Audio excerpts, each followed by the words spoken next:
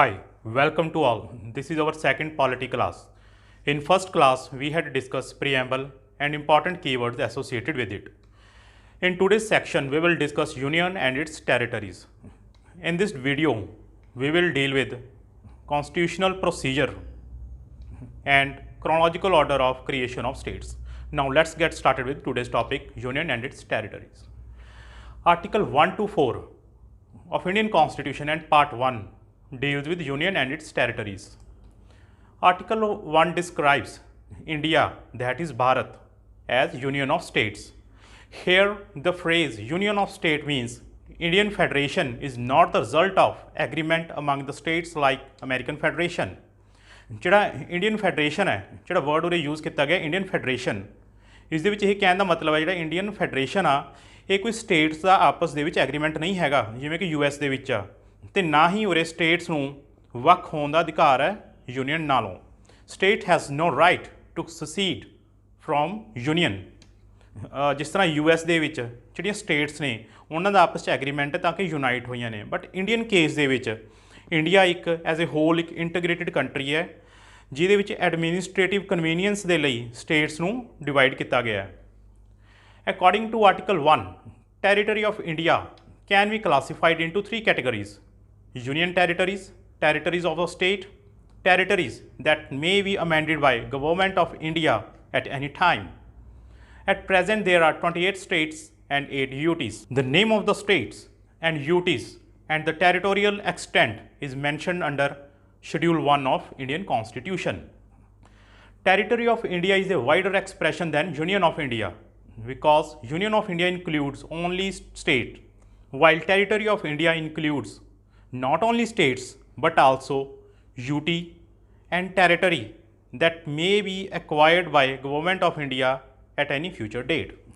ਜਿਹੜੀ Territory of India ਇਹ term ਜ਼ਿਆਦਾ ਵਾਈਡਰ ਹੈ ਦੈਨ ਯੂਨੀਅਨ ਆਫ ਇੰਡੀਆ, ਕਿਉਂਕਿ ਜਿਹੜਾ ਯੂਨੀਅਨ ਆਫ ਇੰਡੀਆ ਉਹ 'ਚ ਸਿਰਫ ਸਟੇਟਸ ਕੰਸੀਡਰ ਕੀਤੀਆਂ ਗਈਆਂ ਨੇ, ਬਟ ਟੈਰੀਟਰੀ ਜੇ ਆਪਾਂ as a territory of India ਦੀ ਗੱਲ ਕਰਦੇ ਹਾਂ ਯਾਨੀ ਕਿ ਹਿੰਦੁਸਤਾਨ ਦੀ ਸਰਹੱਦ ਦੀ ਗੱਲ ਕਰਦੇ ਹਾਂ ਵੀ ਉਹ ਕਿੱਥੇ ਤੱਕ ਫੈਲਿਆ ਹੋਇਆ, ਇਸ ਦੇ ਵਿੱਚ ਸਟੇਟਸ ਵੀ ਆ ਜਾਂਦੀਆਂ ਨੇ, ਯੂਟੀਜ਼ ਵੀ ਆ ਜਾਂਦੀਆਂ ਨੇ, ਅਤੇ ਉਹ ਵਾਲੀਆਂ ਟੈਰੀਟਰੀਜ਼ ਜਿਹਨੂੰ ਅਸੀਂ ਫਿਊਚਰ ਦੇ ਵਿੱਚ ਐਕਵਾਇਰ ਕਰ ਸਕਦੇ ਹਾਂ ਉਹ ਵੀ ਇਸ ਡੈਫੀਨੇਸ਼ਨ ਦੇ ਅੰਡਰ ਆਉਂਦੀਆਂ ਨੇ। ਇਸ ਕਰਕੇ ਕਈ ਵਾਰ ਆਪਾਂ ਨੂੰ MCQ ਹੁੰਦਾ ਹੈ ਵੀ ਜਿਹੜਾ ਯੂਨੀਅਨ ਆਫ ਇੰਡੀਆ ਉਹ ਵਾਈਡਰ ਡੈਫੀਨੇਸ਼ਨ ਹੈ ਜਾਂ ਫਿਰ ਟੈਰੀਟਰੀ ਆਫ ਇੰਡੀਆ, ਸੋ ਆਪਣਾ ਆਨਸਰ ਹੋਏਗਾ territory of India.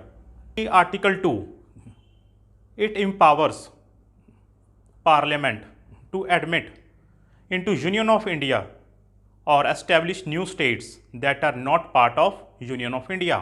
That is, ਜੇ ਆਪਾਂ ਇੱਕ ਸਿੰਪਲ ਟਰਮਸ ਦੇ ਵਿੱਚ ਇਹਨੂੰ ਸਮਝਣਾ ਹੋਵੇ ਤਾਂ ਆਪਾਂ ਕਹਿ ਸਕਦੇ ਹਾਂ ਜਿਹੜਾ ਆਰਟੀਕਲ 2 ਆ ਕੌਂਸਟੀਟਿਊਸ਼ਨ ਦਾ ਉਹ ਡੀਲ ਕਰਦਾ ਹੈ ਐਕਸਟਰਨਲ ਐਡਜਸਟਮੈਂਟ ਲਈ। ਹੁਣ ਜੇ ਕੱਲ੍ਹ ਨੂੰ ਕੋਈ ਨਵੀਂ ਆਪਾਂ ਟੈਰੀਟਰੀ ਦੇ ਉੱਪਰ ਕਬਜ਼ਾ ਕਰ ਲੈਂਦਾ ਇੰਡੀਆ ਤਾਂ ਉਹਨੂੰ ਆਪਾਂ ਸ਼ਾਮਲ ਕਰ ਸਕਦੇ ਹਾਂ, ਆਪਾਂ ਇੱਕ ਅਲੱਗ ਤੋਂ ਸਟੇਟ ਕ੍ਰੀਏਟ ਕਰ ਸਕਦੇ ਹਾਂ ਨਵੀਂ ਟੈਰੀਟਰੀ ਦੇ ਉੱਪਰ ਕਬਜ਼ਾ ਕਰਕੇ। ਇਹ ਆਰਟੀਕਲ 2 ਕਹਿੰਦਾ ਹੈ। ਆਪਾਂ ਸਿੰਪਲ ਲੈਂਗੁਏਜ ਯਾਦ ਰੱਖਣ ਦੇ ਲਈ ਇਹਨੂੰ ਕਹਿ ਸਕਦੇ ਹਾਂ it is external adjustment. Article 3 relates to formation ਔਰ change in the existing states of India, that is internal readjustment. Article 3 ਨੂੰ ਜੇ ਆਪਾਂ ਸਿੰਪਲ ਵਰਡਸ ਦੇ ਵਿੱਚ ਸਮਝਣਾ ਹੋਵੇ ਤਾਂ ਆਪਾਂ ਇਹਨੂੰ ਸਮਝ ਸਕਦੇ ਹਾਂ ਵੀ ਜਿਹੜਾ ਆਰਟੀਕਲ 3 ਹੈ ਇਹ ਕਹਿੰਦਾ ਹੈ ਜਿਹੜੀਆਂ ਸਟੇਟਸ ਪਹਿਲਾਂ ਤੋਂ ਹੀ ਐਗਜ਼ਿਸਟ ਕਰਦੀਆਂ ਨੇ ਆਪਾਂ ਉਹਦੇ ਵਿੱਚ ਅਲਟਰੇਸ਼ਨ ਕਰਕੇ ਜਾਂ ਉਹਨੂੰ ਤੋੜ ਕੇ ਜਾਂ ਜੋੜ ਕੇ ਜਿਹੜੀਆਂ ਪਹਿਲਾਂ ਤੋਂ ਐਗਜ਼ਿਸਟਿੰਗ ਸਟੇਟਸ ਨੇ ਉਹਨੂੰ ਤੋੜ ਕੇ ਜਾਂ ਜੋੜ ਕੇ ਇੱਕ ਨਵੀਂ ਸਟੇਟ ਕ੍ਰੀਏਟ ਕਰ ਸਕਦੇ ਹਾਂ। ਇਹ ਆਰਟੀਕਲ 3 ਕਹਿੰਦਾ ਹੈ। Powers of parliament regarding to article 3, ਹੁਣ ਪਾਰਲੀਮੈਂਟ ਕੋਲ ਕਿਹੜੀਆਂ ਪਾਵਰਸ ਨੇ ਆਰਟੀਕਲ 3 ਦੇ ਵਿੱਚ? ਆਰਟੀਕਲ 3 ਕੀ ਕਹਿੰਦਾ ਹੈ? Internal readjustment. ਜਿਹੜੀ ਜਿਹੜੀਆਂ ਪਾਰਲੀਮੈਂਟ ਕੋਲ ਪਾਵਰਸ ਨੇ, formation of new states by separation of territory from any state or by uniting 2 or more states or by uniting any territory with any state. ਇਸ ਡੈਫੀਨੇਸ਼ਨ ਦੇ according ਜੇ ਕੱਲ੍ਹ ਨੂੰ ਅਸੀਂ ਕੋਈ ਨਵੀਂ ਸਟੇਟ ਕ੍ਰੀਏਟ ਕਰਨੀ ਆ ਜਾਂ ਤਾਂ ਆਪਾਂ 2 ਸਟੇਟਸ ਨੂੰ ਤੋੜ ਦੇਵਾਂਗੇ ਜਾਂ ਵੱਖ ਕਰ ਦੇਵਾਂਗੇ ਜਾਂ 2 ਜਾਂ 2 ਤੋਂ ਵੱਧ ਸਟੇਟਸ ਨੂੰ ਆਪਾਂ ਕੰਬਾਈਨ ਕਰ ਦੇਵਾਂਗੇ। ਯਾਨੀ ਕਿ 1 ਨਵੰਬਰ 1966 ਪੰਜਾਬ ਦੇ ਵਿੱਚੋਂ ਵੱਖ ਕੀਤਾ ਗਿਆ ਹਰਿਆਣਾ ਹਿਮਾਚਲ। ਇਹ ਡੈਫੀਨੇਸ਼ਨ ਉਹੀ ਕਹਿ ਰਹੀ ਹੈ, ਇਹ ਆਪਾਂ ਐਜ਼ ਏ ਐਗਜ਼ਾਮਪਲ ਇਹਨੂੰ ਸਮਝ ਸਕਦੇ ਹਾਂ। ਸੈਕਿੰਡ ਜਿਹੜੀ ਸੈਕਿੰਡ ਪ੍ਰੋਵੀਜ਼ਨ ਹੈ ਪਾਰਲੀਮੈਂਟ ਕੋਲ, increase the area of any state. ਕਿਸੇ ਵੀ ਸਟੇਟ ਦਾ ਏਰੀਆ ਇਨਕਰੀਜ਼ ਕਰਨ ਦੀ ਪਾਵਰ ਪਾਰਲੀਮੈਂਟ ਕੋਲ ਹੈ। ਇਸੇ ਤਰ੍ਹਾਂ ਕਿਸੇ ਵੀ ਸਟੇਟ ਦਾ ਏਰੀਆ ਡਿਕਰੀਜ਼ ਕਰਨ ਦੀ ਪਾਵਰ ਵੀ ਪਾਰਲੀਮੈਂਟ ਕੋਲ ਹੈ। Diminish the area of any state. Also boundaries of any state parliament can alter.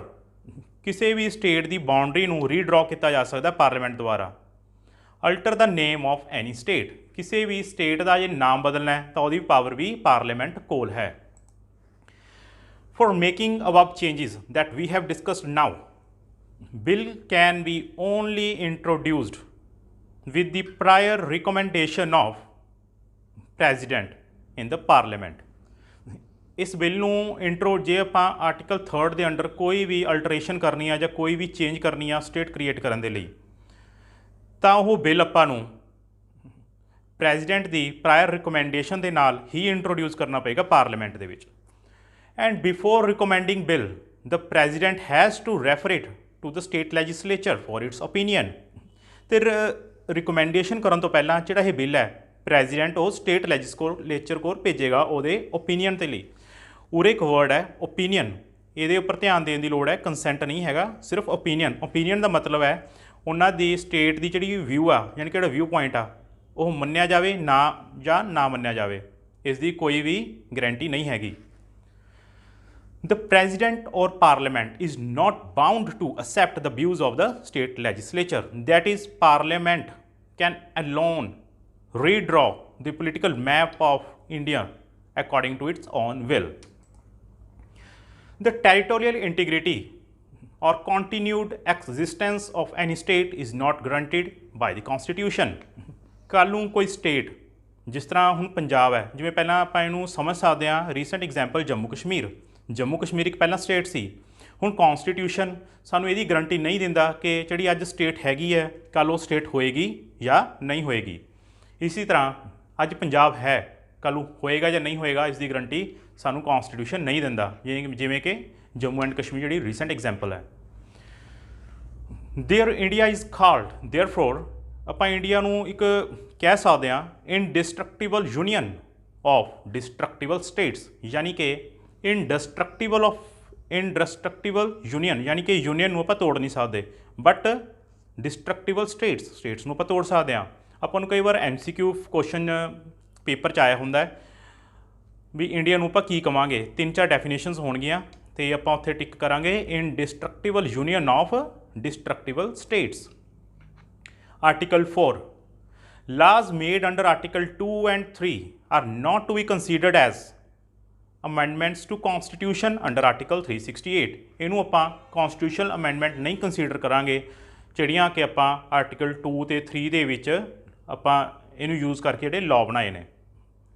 ਇਹਦਾ ਮਤਲਬ ਇਹ ਹੋਇਆ ਕਿ ਇਹਨਾਂ ਨੂੰ ਪਾਸ ਕਰਨ ਦੇ ਲਈ ਸਾਨੂੰ ਸਿੰਪਲ ਮੈਜੋਰਟੀ ਦੀ ਲੋੜ ਹੈ, ਸਿਰਫ ਸਿੰਪਲ ਮੈਜੋਰਟੀ ਅਤੇ ਆਰਡੀਨਰੀ ਲੈਜਿਸਲੇਸ਼ਨ ਪ੍ਰੋਸੈਸ।